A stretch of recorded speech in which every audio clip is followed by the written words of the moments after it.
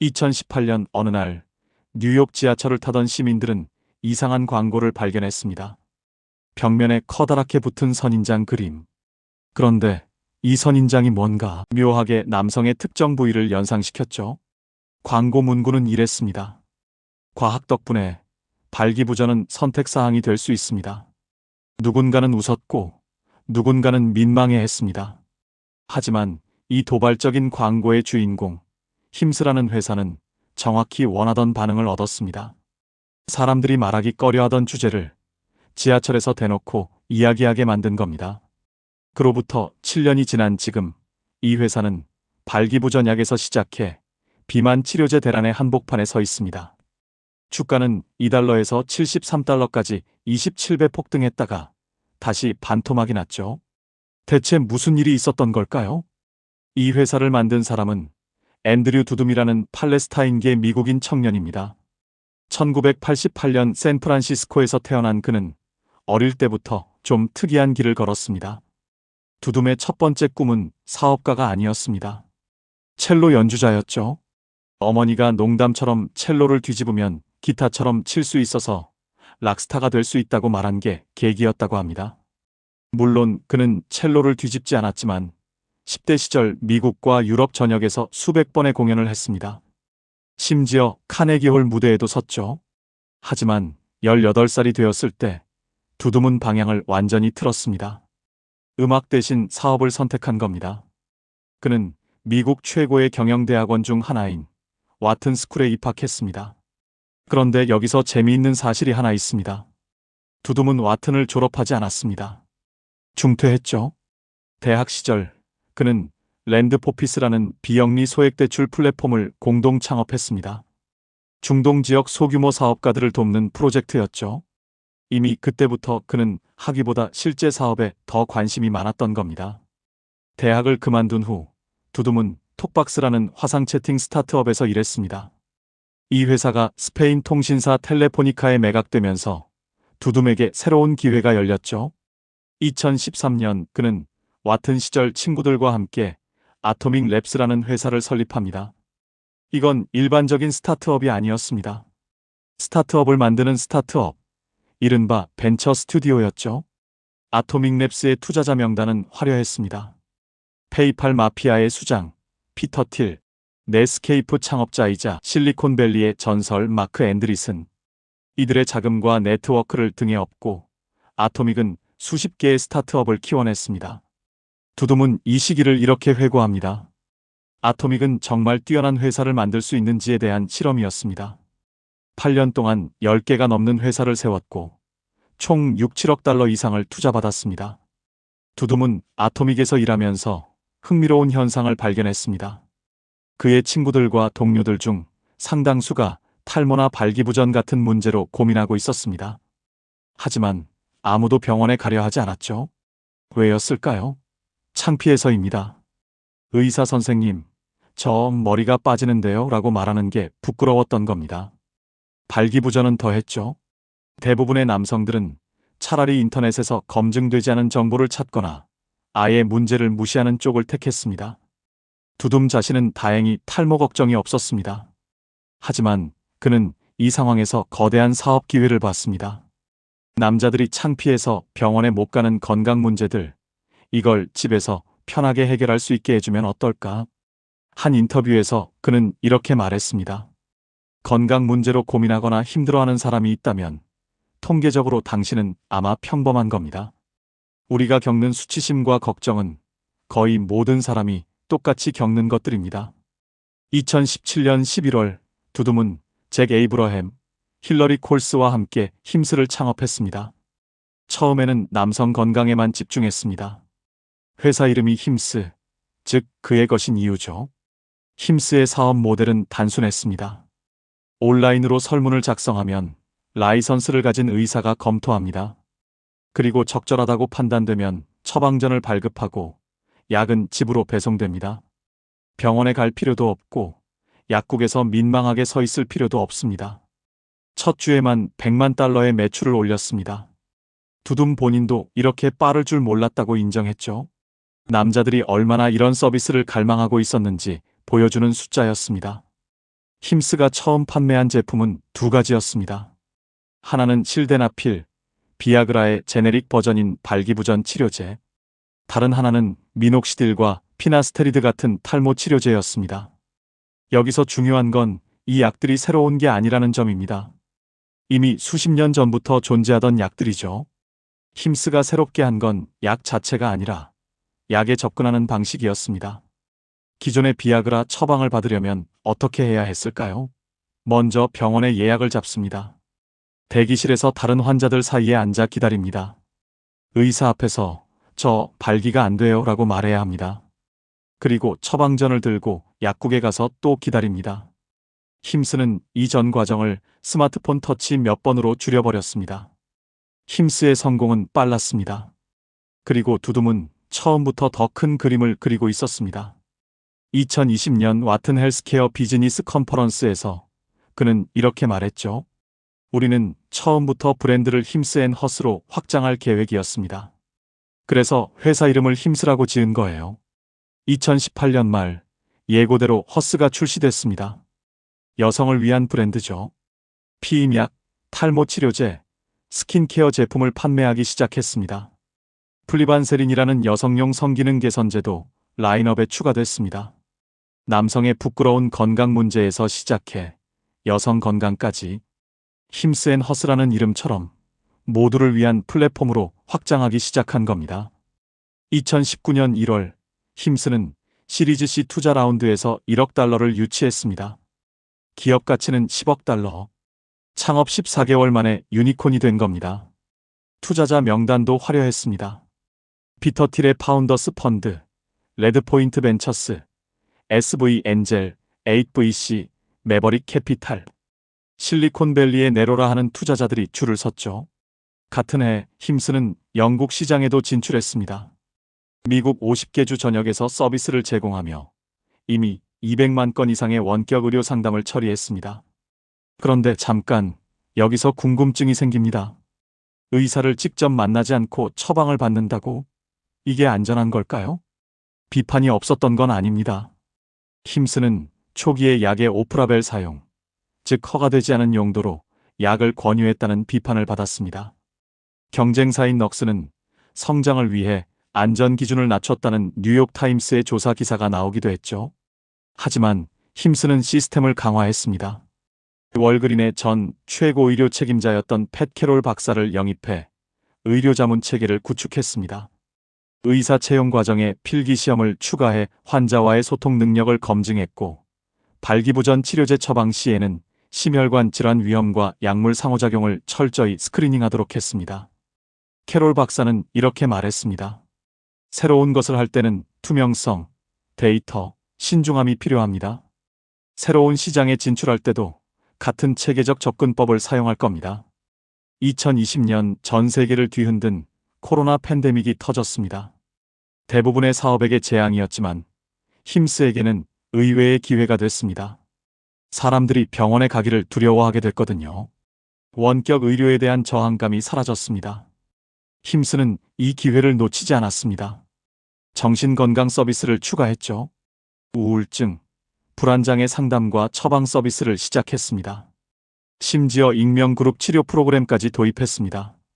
2020년 매출은 1억 4,800만 달러, 전년 대비 거의 2배로 뛰었습니다. 2020년 10월 힘스에게 특별한 제안이 들어왔습니다. 제안자는 하워드 막스, 세계 최대 부실채권 투자회사 오크트리 캐피탈의 공동 창업자이자 공동회장입니다. 막스는 투자의 전설입니다. 워런 버핏이 하워드 막스의 메모가 오면 제일 먼저 열어본다. 항상 뭔가 배운다고 말할 정도죠. 2008년 금융위기 때 109억 달러 규모의 역대 최대 부실채권 펀드를 조성해 투자자들에게 엄청난 수익을 안겨준 인물입니다. 막스가 이끄는 오크트리 인수회사가 힘스와의 합병을 제안했습니다. 스펙, 즉 기업 인수 목적 회사를 통한 우회 상장이었죠. 막스는 합병 발표에서 이렇게 말했습니다. 힘스앤허스는 헬스케어 시스템에 꼭 필요한 혁신을 제공하는 빠르게 성장하는 기업입니다. 이 파트너십이 매우 기쁩니다. 2021년 1월 21일 힘스앤허스 헬스는 뉴욕 증권거래소에 상장됐습니다. 기업 가치 16억 달러. 상장을 통해 약 2억 8천만 달러의 현금을 확보했죠. 첫날 주가는 5% 하락했습니다. 하지만 두둠은 개의치 않았습니다. 그는 인터뷰에서 이렇게 말했죠. 전통적인 IPO는 12개월에서 18개월의 준비 기간이 필요합니다. 경영진이 본업에 집중하지 못하게 만들죠. 그리고 상장 첫날 기관 투자자들이 엄청난 돈을 벌어갑니다. CNBC 헤드라인은 화려하지만 회사 입장에서는 끔찍한 거래입니다. 스펙 합병은 더 빠르고 더 확실했습니다. 그리고 하워드 막스라는 이름은 투자자들에게 신뢰를 주었습니다. 하지만 상장 후 주가는 험난한 길을 걸었습니다. 2021년 수익률은 마이너스 55%, 2022년에도 마이너스 2%를 기록했죠. 2022년 5월 12일 힘스의 주가는 사상 최저점인 2달러 72센트까지 떨어졌습니다. 상장 당시 10달러였던 것을 생각하면 73% 폭락한 겁니다. 원인은 여러 가지였습니다. 코로나 이후 원격 의료 붐이 식었고 금리 인상으로 성장주에 대한 투자 심리가 얼어붙었습니다. 힘스처럼 적자를 내는 회사들은 특히 타격이 컸죠. 많은 투자자들이 힘스를 포기했습니다. 그런데 바로 그 시점, 힘스의 운명을 완전히 뒤바꿀 거대한 파도가 밀려오고 있었습니다. GLP-1 비만 치료제 열풍입니다.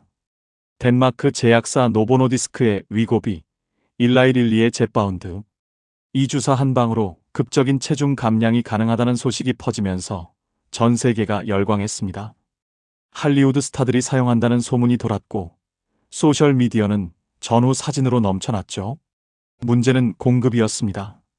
수요가 폭발하면서 심각한 품귀 현상이 벌어졌죠. 위고비는 월 $1,000 이상의 가격에도 구하기 어려웠습니다. 보험 적용을 받더라도 많은 환자들이 약을 받지 못했습니다. FDA는 2022년 3월부터 세마글루타이드 품귀 상태를 공식 선언했습니다. 그리고 이 선언이 힘스에게 엄청난 기회를 열어줬습니다. 미국 FDA 규정상 특정 약이 품귀 상태일 때는 조제약국에서 그 약의 성분을 직접 조합해 판매할 수 있습니다. 이걸 컴파운딩, 조제라고 합니다. 쉽게 말해 정품이 부족할 때 같은 성분의 약을 만들어 팔 수 있다는 겁니다. 물론 FDA의 정식 승인을 받은 약은 아닙니다. 하지만 합법이었죠. 힘스는 이 규정을 활용했습니다. 2024년 5월 조제된 세마글루타이드 주사 판매를 시작했죠. 가격은 월 $199부터 정품 위고비의 5분의 1 수준이었습니다. 사람들이 몰렸습니다. 보험으로 정품을 구하지 못하던 환자들, 비용 때문에 포기했던 사람들이 힘스로 달려왔습니다. 주가가 불붙었습니다. 2022년 5월 2달러 72센트였던 주가는 2024년 한 해 동안 172% 상승했습니다. 그리고 2025년 2월 19일 사상 최고가인 72달러 98센트를 기록했죠. 최저점에서 최고점까지 약 27배 상승. 만약 2022년 5월에 1천만 원을 투자했다면 2025년 2월에는 2억 7천만 원이 됐을 겁니다. 매출도 폭발했습니다. 2023년 8억 7,200만 달러에서 2024년 14억 7,700만 달러로 69% 성장했죠. 구독자 수는 220만 명을 돌파했습니다. 2024년 힘스는 창업 이후 처음으로 연간 순이익 흑자를 달성했습니다. 순이익 1억 2,600만 달러. 더 이상 적자 성장주가 아니게 된 겁니다. 2025년 2월 힘스는 슈퍼볼 광고를 집행했습니다. 30초에 800만 달러가 넘는 미국 최고의 광고 슬롯이죠. 1억 2천만 명 이상이 시청하는 미국 최대의 스포츠 이벤트입니다. 광고의 메시지는 도발적이었습니다. 1,600억 달러 규모의 산업이 우리의 실패를 먹고 삽니다. 빅파마, 대형 제약사들을 정면으로 겨냥한 겁니다. 비싼 약값과 접근성 문제를 지적하며 힘스가 더 저렴한 대안이라고 선언했죠. 광고 후 힘스 웹사이트 트래픽은 650% 급증했습니다. 하지만 이 광고는 거대한 논란의 시작이기도 했습니다. 문제는 조제 세마글루타이드의 안전성이었습니다. FDA는 여러 차례 경고를 발표했습니다. 조제약은 FDA의 정식 승인을 받지 않습니다. 품질 관리가 정품만큼 엄격하지 않죠. 일부 조제 세마글루타이드에서 세마글루타이드 나트륨이나 세마글루타이드 아세테이트 같은 변형된 성분이 발견됐습니다. 정품과 화학적으로 다른 물질입니다. 복용량 오류로 입원한 환자들도 있었습니다. 메스꺼움, 구토, 설사, 복통 같은 심각한 부작용 보고도 늘었죠. FDA는 분명히 경고했습니다. 조제약은 정품을 구할 수 없을 때만 사용해야 합니다. 노보노디스크는 격분했습니다. 위고비와 오젬픽의 제조사죠. 그들은 힘스를 불법적인 대량 조제와 기만적인 마케팅으로 비난했습니다. 슈퍼볼 광고 직후 노보노디스크는 뉴욕타임스와 USA 투데이에 맞불 광고를 실었습니다. 주사 전에 확인하세요라는 제목의 광고였죠. 일부 조제 세마글루타이드 바이알에서 위험한 불순물, 금지 물질, 잘못된 복용량이 발견됐습니다. 라벨에 위고비나 오젬픽이라고 적혀 있지 않다면 FDA 승인을 받지 않은 것이며 안에 뭐가 들어있는지 알 수 없습니다. 거대 제약사와 신생 원격 의료 기업 사이의 전면전이 시작된 겁니다. 논란은 정치권으로도 번졌습니다. 공화당의 로저 마샬 상원의원과 민주당의 딕 더빈 상원의원이 초당파적으로 우려를 표명했습니다. 두 상원의원은 힘스의 슈퍼볼 광고에 대해 공동 서한을 보냈습니다. 조제와 원격 의료가 의료 전달 시스템에서 중요한 역할을 한다는 것을 인정합니다. 하지만 이 광고가 규제의 허점에 해당한다면 우리는 곧 이 구멍을 막는 초당파적 법안을 발의할 것입니다. FDA 승인 없이 대중에게 대량 판매하는 것이 과연 합법적인지 규제 당국과 의회의 감시가 강화되기 시작했습니다. 그리고 2025년 2월 21일 힘스에게 청천벽력 같은 소식이 전해졌습니다. FDA가 세마글루타이드 품귀 상태 종료를 공식 선언한 겁니다. 노보노디스크가 공급을 정상화했다는 의미였죠. 모든 용량의 세마글루타이드가 도매상에 지속적으로 출하되고 있으며 미국 내 수요를 충족하거나 초과하고 있다고 발표했습니다. 이건 곧 조제 세마글루타이드를 합법적으로 판매할 수 있는 근거가 사라진다는 뜻이었습니다. 발표 당일 힘스 주가는 26% 폭락했습니다. 사상 최고가를 기록한 지 불과 이틀 만이었죠. FDA는 조제업체들에게 4월 22일 또는 5월 22일까지 조제 세마글루타이드 판매를 중단하라는 기한을 설정했습니다. 두둠은 위기에 대응했습니다. FDA 발표 직후 X에 이런 글을 올렸습니다. FDA가 세마글루타이드 품귀 종료를 결정한 지금 우리는 법이 허용하는 범위 내에서 개인화된 치료에 대한 접근을 계속 제공할 것입니다. 또한 노보노디스크가 2주 전에 생산 능력 제한과 주기적인 공급 제약이 계속될 것이라고 말한 점도 면밀히 모니터링하고 있습니다. 힘스의 전략은 이것이었습니다. 개인화된 복용량. 환자 개개인의 상태에 맞춰 조절된 복용량은 여전히 조제가 가능하다는 논리였습니다.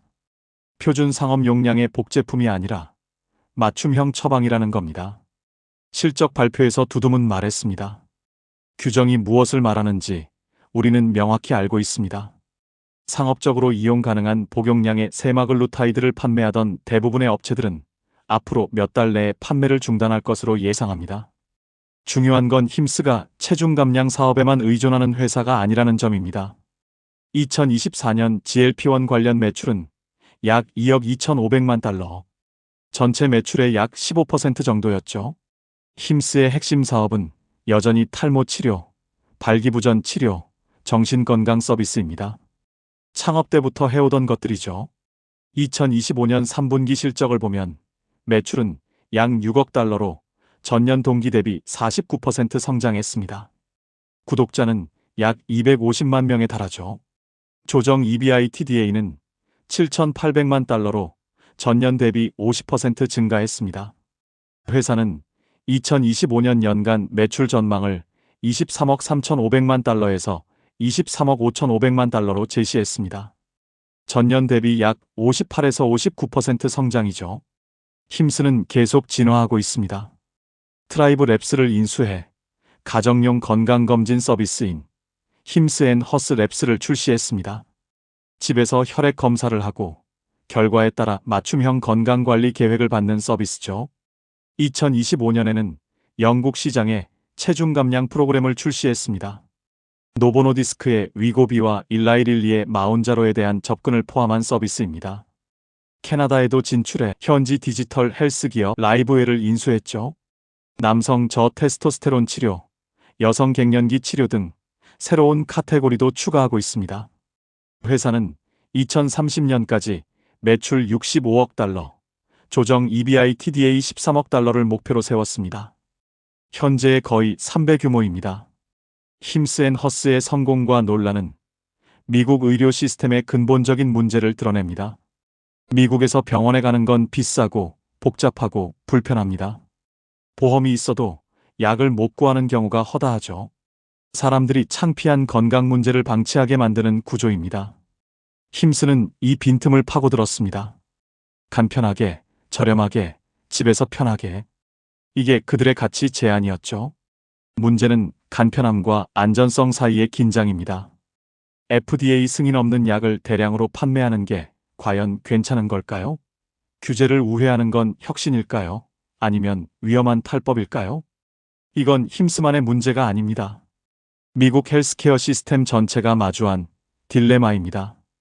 힘스를 바라보는 시선은 극명하게 갈립니다. 지지자들은 말합니다. 힘스 덕분에 수백만 명이 필요한 치료에 접근할 수 있게 됐다고.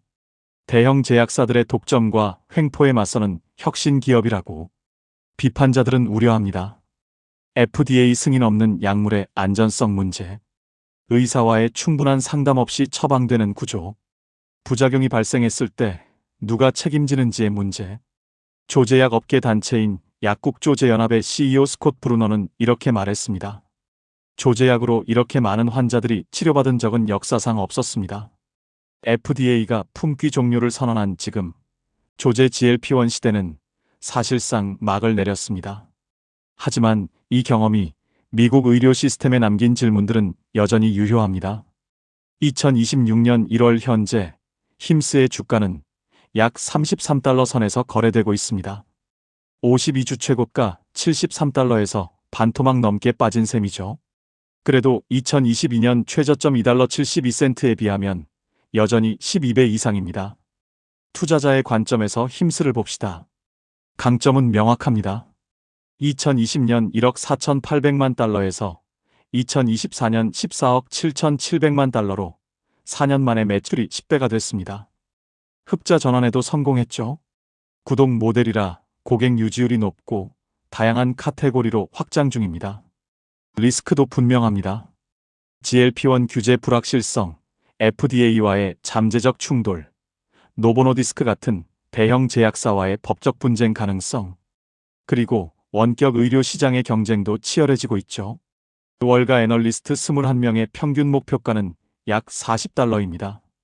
최고 전망은 85달러, 최저 전망은 25달러.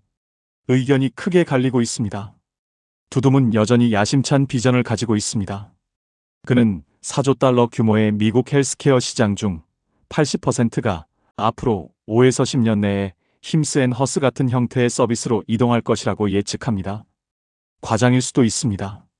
하지만 원격 의료의 성장세, 젊은 세대의 디지털 친화성, 기존 의료 시스템에 대한 불만을 생각하면 방향성은 맞을 수도 있죠. 최근 인터뷰에서 그는 이렇게 말했습니다. 접근성, 가격, 수치심, 교육, 개인화된 선택의 부재. 사람들이 치료받지 못하는 장벽은 여전히 많습니다. 우리는 핵심 전문 분야에서 더 깊이 들어갈 것이고 더 넓은 포트폴리오와 기술 역량을 제공할 겁니다. 2017년 발기부전약과 탈모약을 팔던 작은 스타트업. 2019년 창업 14개월 만에 유니콘. 2021년 월가의 전설 하워드 막스와 손잡고 상장. 2022년 주가 73% 폭락의 나락. 2024년 비만약 대란에 올라타 첫 흑자 달성. 2025년 2월 사상 최고가, 그리고 FDA 품귀 종료 선언으로 26% 급락. 힘스앤허스의 지난 8년은 그야말로 롤러코스터였습니다. 그리고 이 이야기는 아직 끝나지 않았습니다. 대머리와 발기부전이라는 남자들의 부끄러운 고민에서 시작해 비만약 대란의 중심에 섰다가 규제의 역풍을 맞은 이 회사. 과연 앞으로 어떤 길을 걸을까요? 첼로 신동에서 창업가로, 창업가에서 상장사 CEO로 앤드류 두둠의 여정은 계속됩니다.